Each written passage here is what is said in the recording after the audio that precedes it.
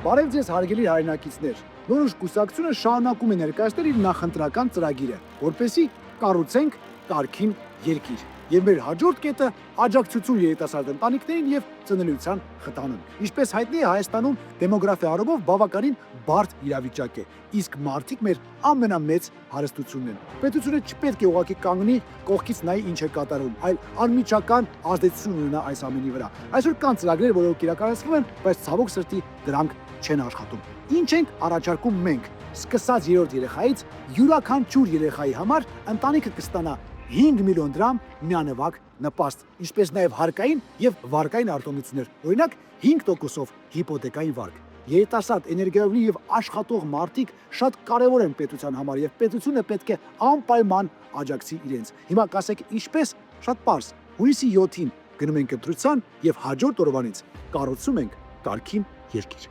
Հայկ Մարության, համար 5, կառուցենք կարգին երկիր։